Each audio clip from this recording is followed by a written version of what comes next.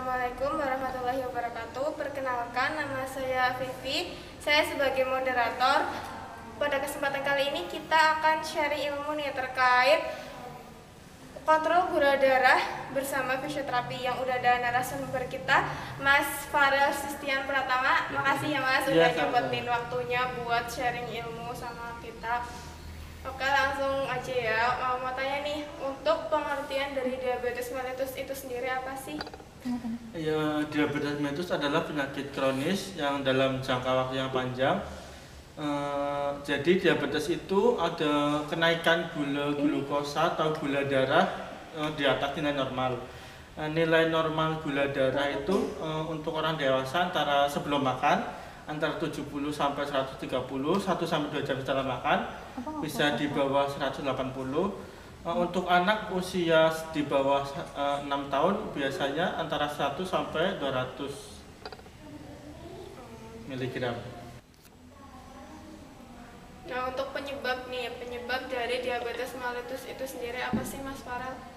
Ya, untuk diabetes mellitus tipe 1 sendiri itu disebabkan oleh karena kekebalan tubuh yang biasa menyerang virus atau bakteri malah menyerang tubuh kita sendiri, jadi mengakibatkan kerusakan pada darah insulin. Jadi insulin tidak bisa beroperasi atau tidak bisa menghasilkan insulin dengan normal gitu pokoknya. Nah, untuk diabetes tipe 2 itu tubuh kita bisa menghasilkan insulin dengan normal, tetapi tidak bisa mengeluarkan insulinnya dengan normal seperti itu. Nah, untuk faktor resikonya sendiri itu apa sih untuk tipe 1 sama tipe 2? Oke. Untuk diabetes mellitus tipe 1 itu faktor risikonya ada faktor keturunan atau faktor keluarga. Jadi misalnya ada keluarga yang menderita diabetes tipe 1, pasti keturunannya juga lebih tinggi resikonya terkena diabetes tipe 1.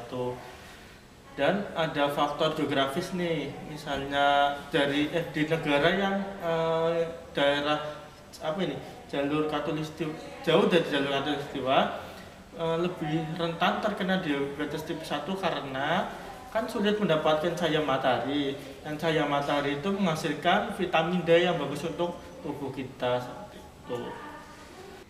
Sedangkan pada diabetes tipe 2 itu penyebabnya ada obesitas atau berat badan tidak ideal, kurangnya latihan fisik atau aktivitas saat olahraga, juga karena mengonsumsi makanan-makanan yang berlebihan mengandung gula itu. Nah, untuk kita mengetahui seseorang itu terkena diabetes mellitus itu apa aja sih tanda dan gejalanya? Untuk gejalanya sendiri setiap penderita pasti berbeda-beda ya, tetapi untuk umumnya itu penderita diabetes tipe 1 dan tipe 2 ada gejalanya nih. Yang pertama ada sering kencing atau buang air kecil yang berlebihan, mudah capek atau mudah kelelahan, dan penglihatannya terganggu seperti itu. Terus benar gak sih kalau seseorang dengan penyakit diabetes mellitus itu nggak boleh makan makanan yang mengandung gula? Itu benar apa enggak? Enggak sih, bukannya nggak boleh, tapi harus dikurangin kadar gulanya, lebih dibanyakin karbohidratnya daripada kadar gulanya. Berarti lebih melihat ke karbohidratnya ya? Lebih milih ke jenis karbohidratnya daripada kadar gulanya. Oke, untuk benar apa enggak nih menurut Mas Farel kalau seseorang yang mengkonsumsi gula itu bisa terkena diabetes? Nah, kan tadi sudah disebutkan kalau diabetes itu terjadi karena penurunan insulin atau rusaknya insulin yang dihasilkan dari tubuh. Jadi untuk penyebab terjadinya diabetes adalah gula itu kurasa nggak benar, kurang tepat gitu. Berarti nggak harus karena gula kan ya? Bukan karena gula, bukan nggak harus. Oh iya, siap, oke. Terus untuk cara mencegahnya nih, gimana sih langkah-langkah seseorang untuk mencegah terkena diabetes?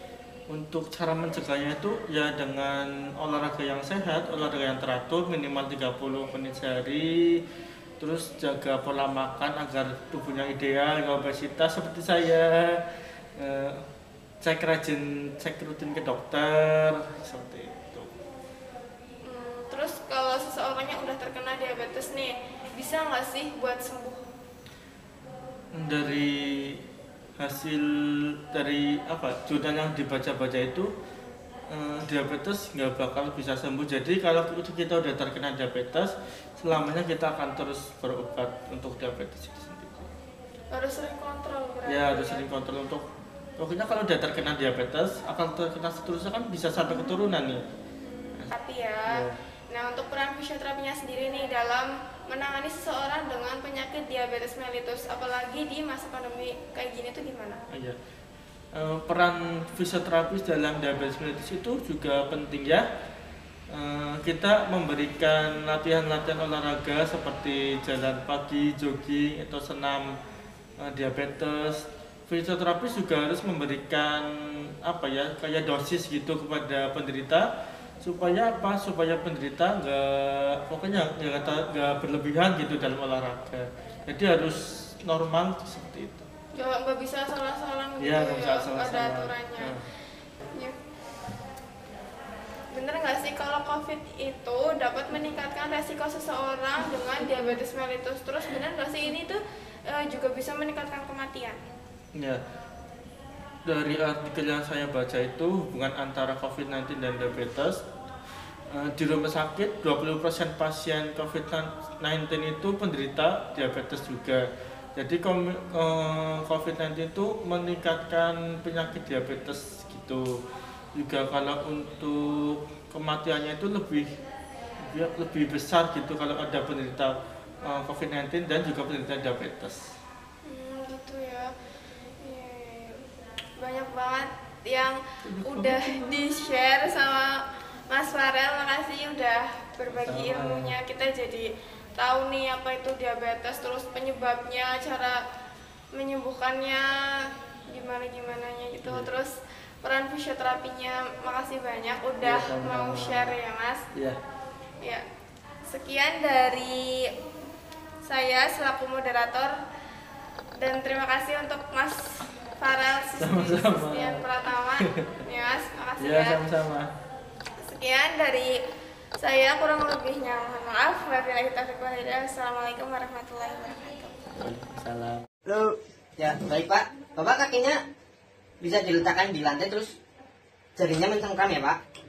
Ya, mencengkram. Terus dibuka cengkramannya kembali selama 10 kali ya Pak? Kita hitung ya Pak. 1, 2, 3, 4, 5, 6, 7, 9, 10. Ya, selanjutnya telapak kaki Bapak diangkat ya Pak, dengan mengangkat tumit seperti jungkit Pak. Tumit gitu. Ini Pak, tumit. Iya, tungkak kalau nggak tungkak. Ya, itu hitungan 10 kali ya Pak. Coba yuk. Ya, 1, 2, 3, 4, 5, 6, 7, 8, 9, 10. Tuh, ya selanjutnya gerakan angkat ujung telapak kaki ya Pak, dibuka terus diputar. Ini gini Pak, 1, 2, 3, 4, 5, 9, 10. Ya, selanjutnya tumitnya ya Pak, 10 kali juga Pak. 1, 2, 3, 4, 5, 6, 7, 8, 9, 10. Ya, selanjutnya kaki kanannya diangkat ya Pak, lurus ke depan, gerakan jari kaki ya Pak 10 kali. Gini Pak, 1, 2, 3, 4, 5, 6, 7, 8, 9, 10. Ya, turunkan Pak. Sekarang gantian yang kiri ya Pak. Ini gini. Gerakan 10 kali ya Pak. 1, 2, 3, 4, 5, 6, 7, 8, 9, 10. Ya, sekarang turunkan Pak. Lalu yang selanjutnya kaki keduanya diangkat ya Pak. Begini. Terus digerakkan bersamaan, dilakukan 10 kali. 1, 2, 3, 4, 5, 6, 7, 8, 9, 10. Turunkan Pak.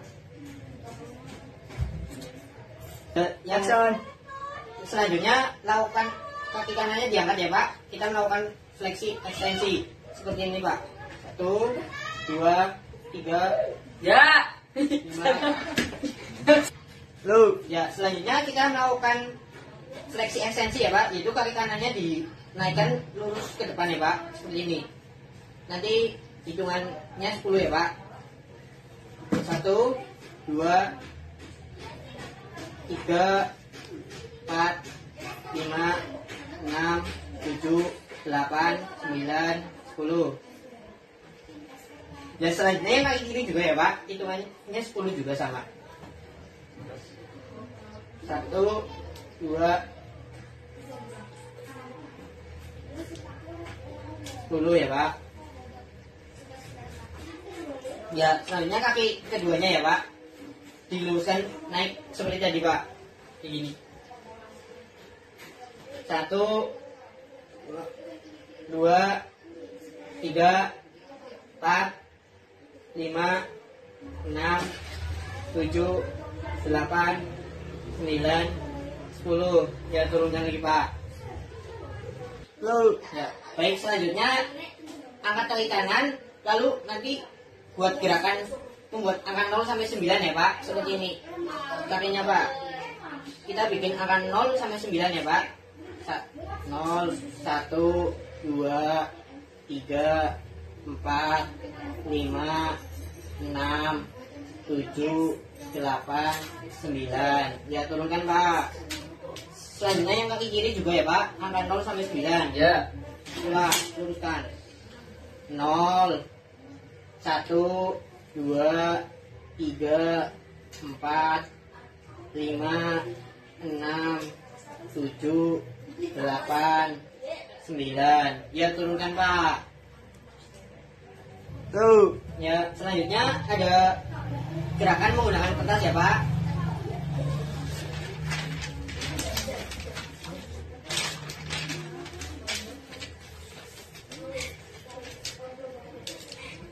Ya.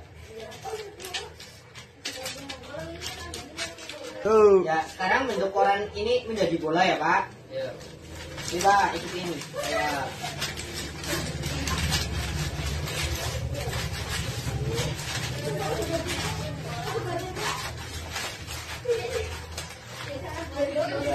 Sekarang dibuka kembali ya, Pak.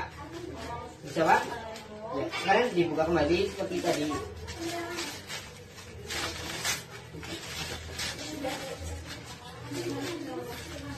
Ya. Selanjutnya sobek kertas menjadi 2 ya Pak. Ya. Sudah Pak? Ya. Ya. Tuh ya. Selanjutnya sobek kecil-kecil salah satu kertas itu ya Pak. Ya. Seperti ini.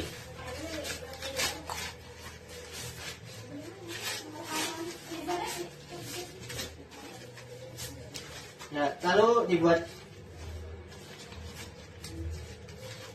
dimasukkan ke sini ya Pak. So yang kertas satunya seperti ini Pak.